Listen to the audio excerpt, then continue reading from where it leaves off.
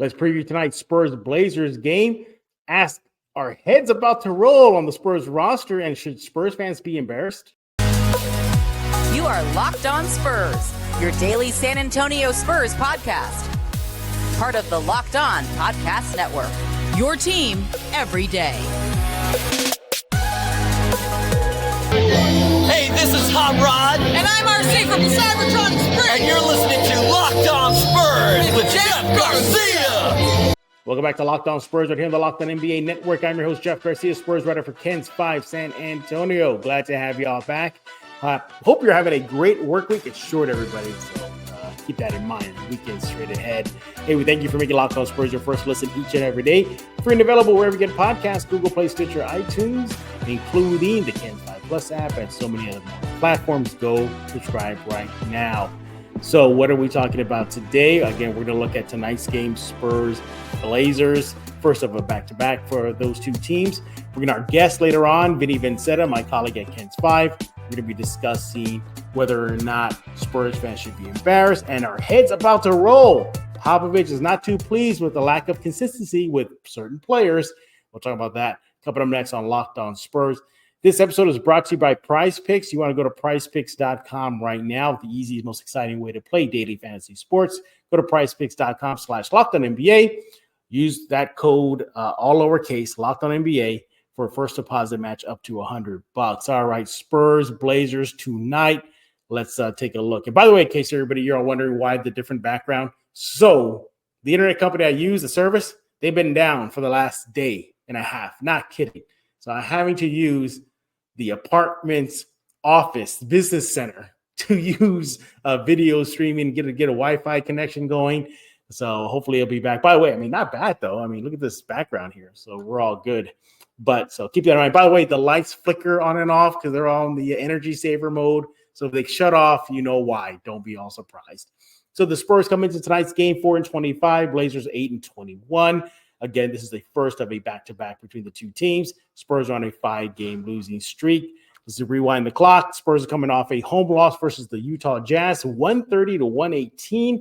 Wembayama, 15.7 rebounds. Zach Collins had 6 points and 4 rebounds. Keldon Johnson had 26 points. Devin Vassell had 22 in the loss. The big newsmaker of that wasn't necessarily the loss, but that Popovich after the game said, quote, part of it is probably the need to demand from certain people that it's time to be more consistent or I make changes. That's what he said after the game versus the Jazz. We'll talk about that coming up next on Locked On Spurs. For those who are in uniform watch, they'll be in their white Association Edition jerseys tonight versus Portland. All right, so what do we keep an eye on tonight? Start off with the Blazers. As we always look at the visiting or the team the Spurs are playing first. So watch for the three-point line, everybody. Spurs especially. The Blazers have connected on more three-point shots in their last 4 games versus their opponents. Yeah, so they've been knocking down those threes. The perimeter defense has got to be, on their P's and Q's tonight versus Portland. So if you see the Blazers start knocking down threes, might be a long night for your Spurs. Keep an eye on the scoreboard. The Blazers are 1-10 at home when trailing after halftime. We know the Spurs sometimes do have leads at half. It's the third and the fourth quarters that kind of kicks the Spurs in the butt. So if the Spurs are ahead on the scoreboard at halftime, there's a chance. I'm telling you right now, there's a chance the Spurs might be able to win tonight. Versus Portland. The Blazers as a whole this month of December, they've been scoring about 115.3 points per game. So keep that in mind. Spurs defense, again, needs to be on point. Now, what about the Spurs side of things? Well, the Spurs are on not only a 5-game losing skid, they're also on a 2-game losing skid to Portland. So the last 2 times these two teams have met has not been good for San Antonio. And Spurs, again, are sort of a first game of a back-to-back. That set has not been good for the Spurs this season. They are 0-3 in the first game of a back-to-back. So the odds are stacked up against San Antonio. Those are your things to watch for tonight's Spurs-Blazers game right here on this quick preview. Coming up next, we got Vinnie Vinzetta, my colleague at Ken's 5. We're going to be discussing whether or not heads are going to roll now that Popovich has thrown on the gauntlet, and the Spurs fans should be embarrassed. By the way, in the next segment, the lights just went out, so we didn't bother with it. Otherwise, I'd be doing this a lot. See what I mean? So that is coming up next right here on Locked On Spurs. But before we bring in our guests, I want to talk about eBay Motors. Our partners at eBay Motors have teamed up with Locked On Fantasy basketball host Josh Lloyd to bring you some of the best fantasy picks each week, all season long. So whether you're prepping for a daily draft or scouting the waiver wire, every week we're going to provide you players that are guaranteed to fit your roster. So let's see who Josh picked for us at this week's eBay's Guaranteed Fit Fantasy Picks of the Week. And lo and behold, he has a Spur on the list. Yes, he's advocating, pushing that you look at Malachi Branham. Go figure. We're going to be talking about him next. He says that he seems to be a starter for the Spurs in the short term, at least, and he's flashed some increased passing skills, increasing his fantasy viability. Yeah, getting those minutes on the court with the starting unit is going to bump up his numbers. So again, he is picking Malachi Branham for this week's eBay's Motors Fantasy Picks of the Week. That's eBay's Guaranteed Fit Fantasy Picks of the Week. So he has Malachi. Go get him.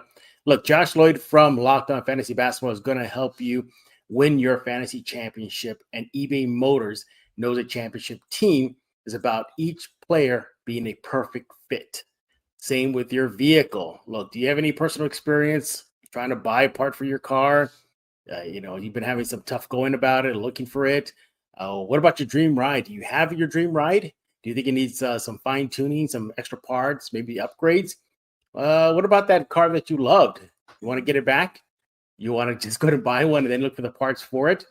So look, if you want to keep your car running, you want to fix your car up, or you want that cool upgrade that you've really been wanting, you want to go to eBay Motors right now. With over 122 million parts for your number one ride or die, you can make sure your ride stays running smoothly. They got brake kits, LED lights, roof rack, bumpers, whatever your baby needs, eBay Motors has it. And with the eBay Guaranteed Fit, it's guaranteed to fit your ride the first time, every time, or your money back. Plus, at these prices, you're going to be burning rubber, not all that cash. So keep your ride or die alive at ebaymotors.com. eBay Guaranteed Fit only is available to U.S. customers. Eligible items only. Exclusions apply. And we're back right here on Locked On Spurs, joined by the big dog himself, my colleague at Ken's 5, Vinnie Vinzetta. Follow him on X at VVinzetta. Apparently, he's a pot stirrer, a chaos maker at the Alamo Bowl. Yeah. I'm just glad to get out of there in one piece, Jeff. We have the game hyped up. I did my job. Yeah, well, you did your job and then some, getting both teams, fan bases, and just people just almost on all out war. There were some cell phones recording, so I've been watching Twitter. Maybe it'll even be on ESPN tomorrow night. But yeah, the ballroom was rocking before we watched the final hype video between the U of A and OU. So it was a fun kickoff lunch for sure. Maybe not the way they thought it would end, but still fun. Everybody liked it. And of course, again, you leave it to Vinny to be the dog in the room to start doing all the barking and get everybody hyped. And in case you cannot tell, we're in a different setting. Unfortunately, my paid internet service company is out, so I'm having to use my apartment complex's business room. But I may like it now, Vinny. I mean, look at this. I got a little swanky sign back here. Everything. I'm loving it. It looks like a real set. I like it. I like it. Yeah. So excuse that. Also, too, if you see the lights coming in and off, they got the energy savers going on. So people walk by and may trigger it. So just a heads up on that. You're not here for lights and all the background, all that stuff. You're here to talk silver and black. And we got a doozy of a segment for you. I think the vibe across all Spurs fans, feelings, Vinny, and all of Spurs fandom throughout the world is finally, Pop, finally. In case you missed it, Pop finally called out the team. In a nutshell, he said that these players are inconsistent, that certain players are inconsistent, and if it doesn't get fixed, he's going to have to do some things. Vinny, I know you're probably were jumping up and down saying, hallelujah, finally, Pop. Yeah, I mean, it was a home run comment, man. I mean, he does that sometimes where somebody from the media will toss him just a generic game question, and he'll answer that portion and then just use that moment to go off. And this was that moment last night. And so, yeah, for him to say, I need to demand more from certain people or I'm going to make changes, that was a big comment. And a lot of people, as you just said, Jeff, have been tweeting, it's about time. Yeah. Yeah, it really is about time, because if consistency has been an issue from the jump, day one of the regular season, then perhaps he should have fired this nugget off earlier in the season to salvage the Spurs season. Currently only at 4 wins. That's it. That's all they got in the season. So, Vinny, is it too little too late now? I've seen a lot of folks saying, why are you doing this 29 games in? Why didn't you do this 10 games in, 15 games in? Record-wise, it would appear too late, yes. But maybe it's the wake-up call these guys need. I mean, these guys live in the lap of luxury, as do all pro athletes. You live a 7-figure financial lifestyle. Everything is rolled out right in front of you with the life that you live. But you have to be, even as a pro athlete, held accountable. And for a guy like that, for a guy that has the pedigree that Gregg Popovich does, I'm not sure I would take any other coach more seriously than I would him when he says something like that. Like, it was heard. It was heard around the basketball world, and it's been heard by Spurs Nation. So there's no doubt it's had an effect. And he uses the media. We know this. I mean, he tosses those kinds of things out to us to inspire and fire up his bunch. So that's what he's attempting to do. But I do think at 4 and 25, I'm not sure what good it does now. Exactly. So he said certain players have to stop being inconsistent and be more consistent. Who do you think those players are? Obviously he's not going to name names, but if you had to look up and down that roster, who are you starting with?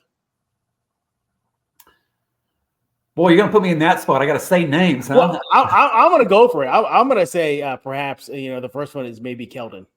You know what, Jeff? I was thinking that, but I'm hesitant to say names because I feel like he's addressing everybody. I mean, I think maybe he's even addressing the generational rookie. I mean, everybody needs to be better across the board, but keep going. Tell me who else you think beyond Keldon.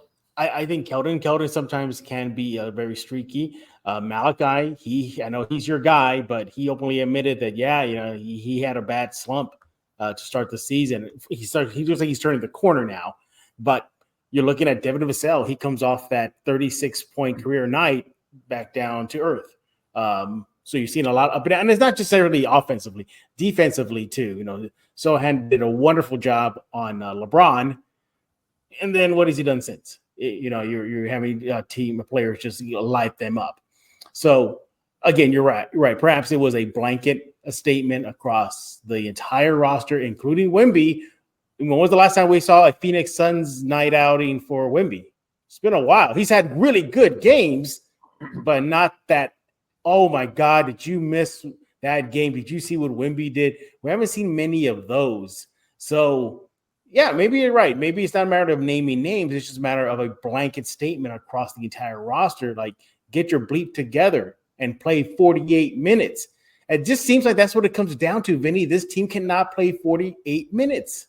So I found it interesting to that point after the Jazz game Tuesday night. He was really comparing and contrasting the Jazz and the Spurs. The Jazz get it. They have guys. They have veteran leadership. They have guys that understand 48 minutes and doing all those little things. And you got to play consistent and you got to get out there and go from the word go. And he said all these things that they do, we're not doing. And I think those are facts. It's just a little bit stunning, I think, Jeff, that, nearly 30 games in that we're still having this conversation. Like nobody expected a 50-win season. Nobody expected even maybe a 40-win season. Yeah. But I think people are shocked by where we are. And it's just, golly, the meltdowns that we continue to see in the third quarter and into the fourth quarter. It's just stunning. I mean, it was one of the gentlemen print writers that covers the Spurs, Mike, I'm forgetting his last name, but he asked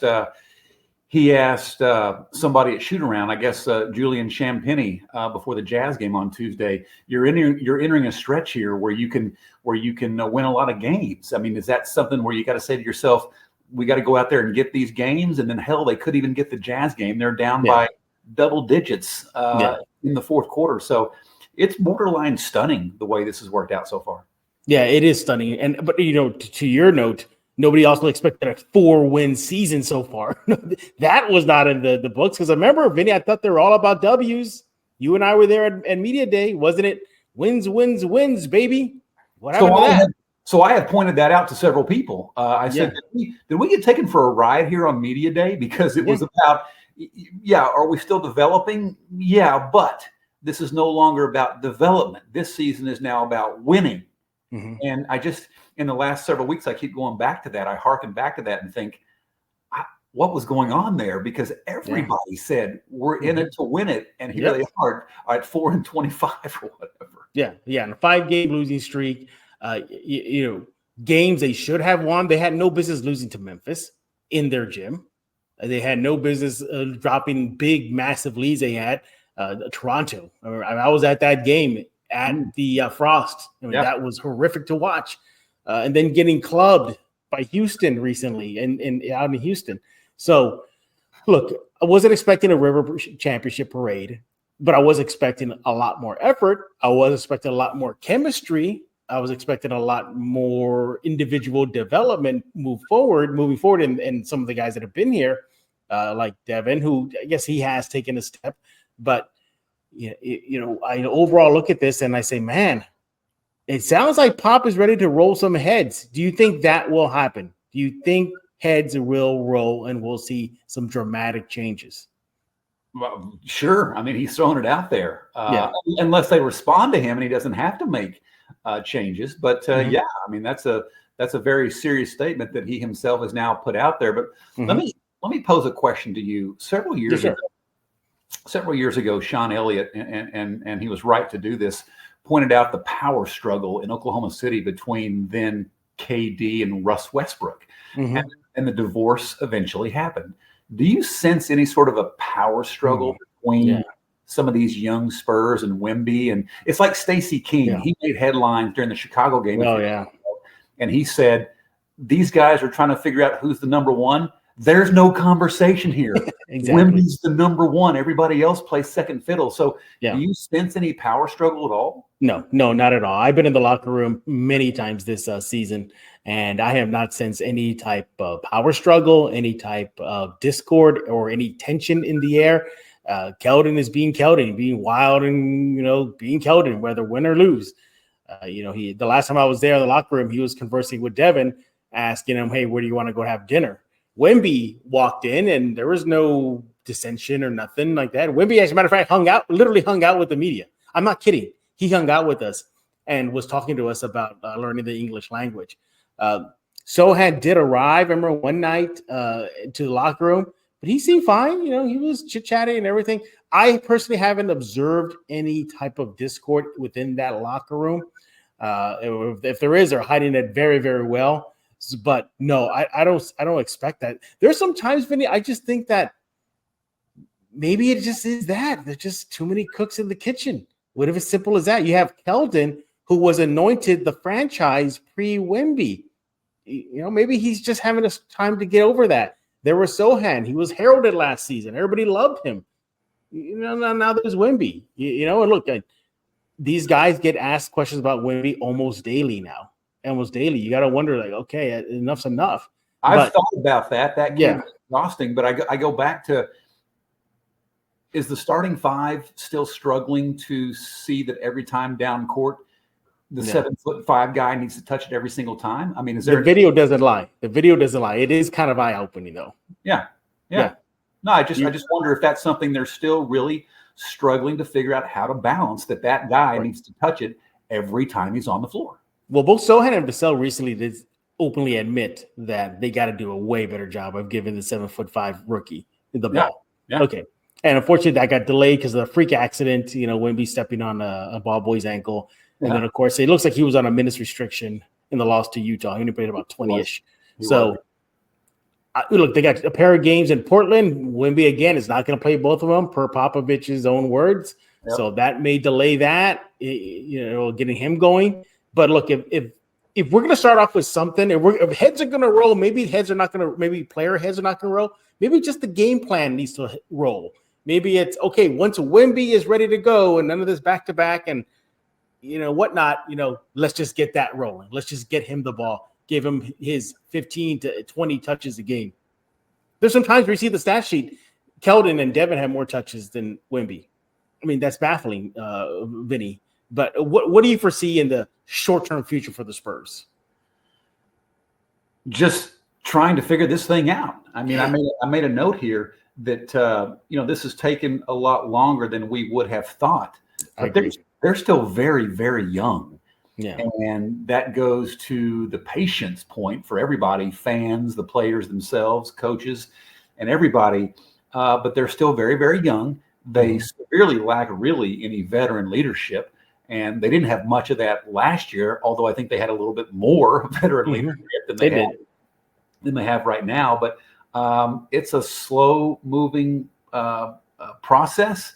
I don't know, and I would add to that, the West is still stacked. And I don't know that enough of us kind of thought about that in the preseason when we were all hyping what the Spurs might be. But the West is still pretty darn good. Yeah, it is. I just didn't expect them to be at 4-25. No, or even if they were 4-20, even if they are 4-25, or let's just give them the benefit out, maybe 10 wins on the season. Just show some fire on that court. That's it. Just show some fire. None of this 2 quarters and then we fold like a napkin. And that 3 quarters, and then they're done. They're cooked. That's been regulars clockwork, and that's maybe the most important question they have to answer, because that has been like part of the game plan they don't want. But that part of the game plan is happening every time where they just fold. And just the other night on Tuesday, the Jazz opened the third quarter, took control, and honestly, they kind of had control the rest of the way. And it's like, why does that continue to happen? That's a big question they need to answer. But Pop talked in postgame about this bunch does not get it yet that it's a 48-minute game. And I keep thinking to myself, when is that light going to go off that they'll get that it's a 48-minute game? And what's interesting is that the Spurs did have perhaps the veterans that could have helped them right now. They had a Reggie Bullock and they had Cam Payne, 2 veterans that have been on winning clubs that could have helped this young squad, but they waived him. Cam Payne, maybe, obviously he didn't want to be in San Antonio. He made it very clear, low-key clear, on various podcasts. So they let him go. Reggie Bullock, I thought would have been a great addition for the team, solid veteran. They waived him. So now you're left. And look, it's no knock on Doug McDermott or Cedi Osman, those guys. Osman's been to the finals with LeBron, but they're not the type of veterans I think that this team needs. I think they need a veteran that's in their face, that's just barking at them during timeouts, yelling at them. If they had a Mario Elie, can you imagine a seasoned Mario Elie on this squad? Wow. I mean, he would have had heads rolling himself. Yeah, I think that Keldon's really the only guy to maybe crack some skulls over there. Yeah, I don't know. Maybe we need to see a little more from Devin, and maybe even Jeremy Sohan seems to maybe have some of that in him, but we're not seeing enough of that lately out of him. So they look a little bit lost and confused. And I guess I'll wrap around to what you just said. I agree with that they need to figure out who the leaders are of this team. There's always a couple of those guys that everybody else looks to. And maybe because Victor is 19 and still trying to figure out his role or his way in, but they need to establish who a couple of those guys are. That would help a lot. Yeah, I agree with you. And look, if better late than never, I guess, Pop. I'm glad I think everybody in Spurs fandom loved it that he finally went there. Finally. Now let's just see if it works. If he's going to do changes, we'll see it soon tonight versus Portland. Maybe moving forward. I hope so. At this point of the season, Vinny, I think you agree with me. The season is done. It's cooked, right? We're just looking forward to the draft and the offseason, right? There's a chance to do some good things and win some games, but the competitive part of doing anything in mid-April on, I think that's over. I mean, that's pretty clear. Yeah, exactly. I mean, even though there are some teams in the West that maybe are not meeting their mark yet, and maybe some others have surprised us, I don't see how they can get back into this thing from a competitive standpoint. Absolutely. All right. Well, we'll see what Pop and coaching staff and the team do moving forward. When we get back, we're going to ask if Spurs fans should be embarrassed, if they have a legit reason to be embarrassed about this team, or maybe Vinny says no, that they should just still see and trust the process. We'll find out what Vinny has to say about that coming up next on Locked On Spurs. Hey, this is Chris Sabat, and you're listening to Locked On Spurs with Jeff Garcia. But before we continue our chat with Vinny, I want to talk to you about PrizePicks. Hey, everybody, you want to go to PrizePicks? It's the daily and the largest daily fantasy sports platform in North America. They're the easiest way, the most exciting way to play DFS right now. And it's just you against the numbers. You don't have to worry about the pros or the sharks. It's just you and the numbers. That's it. You pick more than or less than on 2 to 6 player stat projections, and you can start watching the winnings roll in. They got it all over at PrizePicks right now. For example, they got quick withdrawals, easy gameplay, an enormous selection of players and stat types that make PrizePicks what it is, the number one daily fantasy sports in North America. Look, they even have a reboot policy. So let's just say one of your players gets injured in the first half. They cannot return in the second half. That player is rebooted. And PrizePicks is the only daily fantasy sports platform with a player injury insurance policy. I mean, what more do you need? It's fun. It's exciting. You can win up to perhaps 25 times your money throughout the entire basketball season. NBA season's underway. Your Spurs are underway. NFL season is still going strong. What better time to join the fun over at PrizePicks? So make sure you do that right now. Look, go to PrizePicks. Go download the app right now. You're missing out on all the fun. You want to go to PrizePicks.com/LockedOnNBA. Use code LockedOnNBA for a first deposit match up to $100. PrizePicks.com/LockedOnNBA. The code is LockedOnNBA. That'll get you a $20 first deposit. Well, at least a first deposit match up to $100. So you cannot beat that. PrizePicks. It's daily fantasy sports made easy. This is Zach Aguilar, the voice of Tanjiro Kamado, and you're listening to Locked On Spurs with Jeff Garcia. And we're back with the Vin Dog himself, Vinnie Vinzetta. Follow him on X at VVinzetta. He might share the video of him rounding up everybody at the Alamo Bowl. I hope that happens. Oh, I'd love to see it. There were cell phones recording, not mine. I was worried that a fight was going to break out. But I saw cell phones waving back and forth in the crowd. So I'm hoping it circulates and maybe somebody will tag me on Twitter. We're talking about how it is this season. Spurs 4 wins, and that's a bunch of losses. But I recently had a fan episode where a fan came on, Vinny, and talked about the state of the fan base. And they said that, in his opinion, that the majority feel that the patience, the trust the process is out the window already. That the fan base is now turned to anger. They're angry at this team. They were not expecting this. They're the paying customer, and the product they're buying isn't paying out. He even went as far as said he feels bad for season ticket holders right now who spend a lot of money to watch what they're seeing right now at the Frost. So my question to you is, should Spurs fans also be embarrassed by this team's performance so far this season? I've thought a lot about this, and I think it's a great question by you to present. I'm going to say no, Jeff, that they're not embarrassed. But what I would say is very frustrated. Yes. Fans are still showing up basically every night for every home game because number one is going to do 1, 2, 3, 4, 5 things every night. They're going to make you say, wow. So people are going to show up to watch Victor Wembanyama do his thing because he's going to have some wow stuff every single night. Point two is that you mentioned patience. This absolutely has to continue to be an exercise in patience because for all that Victor is, he is not yet Tim Tony Manu. I know that when Tim was drafted, David was waiting in the wings. He had an injury season, so they immediately had these 2 7-footers just like that. And then you eventually draft Tony and Manu. But, yeah, it's got to continue to be that. I think the Spurs fans that hopefully understand it are just going to continue to roll with patience, even though it's it's wearing very thin. There's no doubt about that. I wonder if Spurs fans are getting short on patience with Brian Wright, because he mortgaged a lot to get where we are now. Now, he also has a lot of capital left and a lot of to work with, but he shipped a lot of things off, and we got lucky on ping pong ball night to get where we are now.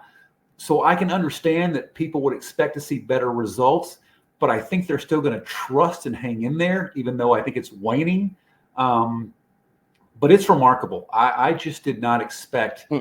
A, I didn't expect 4-25, and B, which you so eloquently mentioned, I didn't expect it to be lackluster. I'm a little bit shocked that it looks a little bit lackluster. Pop is still calling timeouts and flying off the bench and swatting his hands and pointing people out. So he's displeased, which led to him after the Utah loss on Tuesday to say that people have to be better or he's going to make changes. So everybody's frustrated, but I think, in my opinion, that everybody's still trying to hang on and be patient.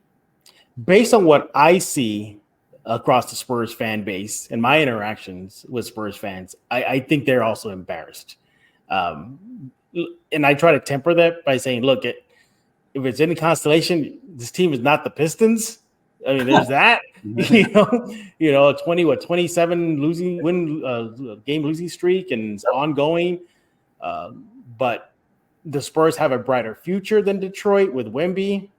But I think they're already at the point of embarrassment. From what I observed and seen on social media, fans have already gone to the old New Orleans Saints garbage bag, GIFs and memes and on the thing when it comes to the Spurs. I think see, I don't know, Vinny, if embarrassed is the right word. What about fed up? Do you think they're just fed up? Yeah, because everybody's shocked that it's been so bad. Yeah. Like nobody expected 4-25, but can you imagine, Jeff, if we had people showing up at the AT&T Center with bags over there? You know what, Vinny? I wouldn't be surprised. I would not be surprised if that happens at all.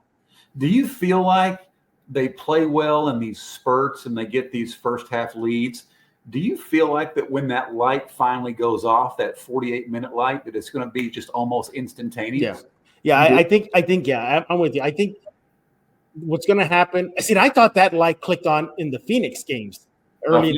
Yeah. I thought that's when it clicked. I said, okay, they got it. It's a little. I was like, oh my God, they're ahead of the learning curve, and he got it. Yeah. Then boy, was I duped. I think that's what's going to happen. I think it's just going to happen organically. I think it's just going to be a game. I'm making this up. Let's just say it's against a Denver Nuggets team, like a power team, and it clicks, and they take off from there. Now they're going to go on some sort of 10, 15 game winning streak. No, but I would see them maybe win 2-3 in a row, then drop a couple, then win. I agree with that. Yeah. We're not going to have a 15, 20 game win streak, but I can see that light going off and we win 3, lose 2, win 4, lose 2. Yeah.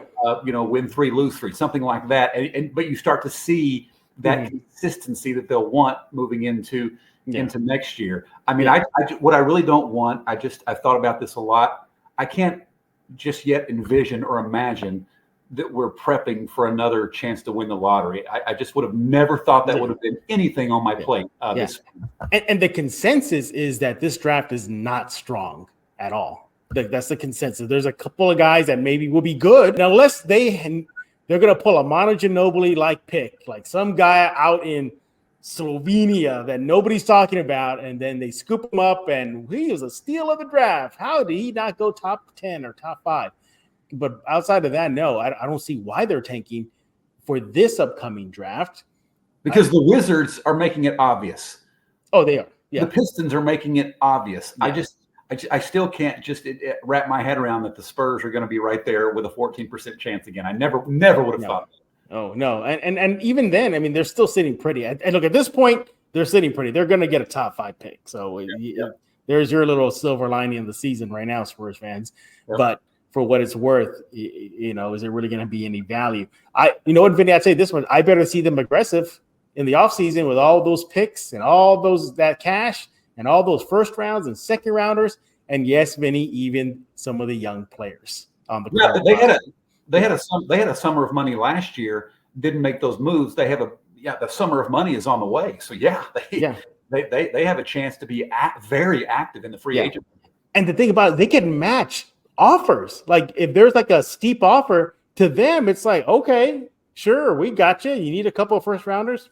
Here you go. You need some cash? Here you go. You want a young player in part of the deal? Sure, we have that. And he's been developing the last 2-3 years. So they can almost afford any type of request for a deal. Barring any something really stupid, like, okay, we want Wemby in that package. No, it ain't going to happen. But yeah, I better see them active this offseason. And maybe there's a part of me says I better see them active even up to the trade deadline that's coming up in a couple of months. Yeah, so they can be sellers. There's no doubt about that. And I've heard some fans tell me that basically, with the exception of a couple of 2 or 3 names, the obvious ones, that the roster might need to be entirely flipped between now and next season. I'm a little iffy on that. That's kind of like a reset on a reset on a reset. It has to stop at one point. You have to stop hitting the reset button. True. And you got to go forward. Yep. And going forward may include maybe flipping some of the guys on the current roster. But circling back to the topic, should Spurs fans or are Spurs fans embarrassed? Some are, but I think most of them are still clinging on to that hope of there's still a plan in place. So he is Vinnie Vinzetta, my colleague at Ken's 5. Follow him on X at VVinzetta. We've been talking about the Alamo Bowl. Vinny, I'm assuming that's what you got on your plate. Well, what you got cooking for San Antonio Sports? Well, I'm kind of laying low between now and the new year. May check out the Alamo Bowl, and then we've got that Spurs back-to-back at Portland on the way. But other than that, the sports world for me, this is one of my very small windows to kind of and then get ready for the new year. So we'll attack it when we get into 24, but kind of moving slow the rest of this week. All right, again, he is the Vin Dog. Follow him on X at VVinzetta. Hey, thanks for making Locked On Spurs your first listen each and every day, free and available wherever you get podcasts. The Ken's 5 Plus app, YouTube, iTunes, Spotify, the list goes on and on. Hey, Locked On Sports has a 24/7 streaming channel on YouTube. Not kidding. Go check it out. Subscribe to it. Locked On Sports today with the local experts and the national regional experts. Their shows are all there 24/7. Wow.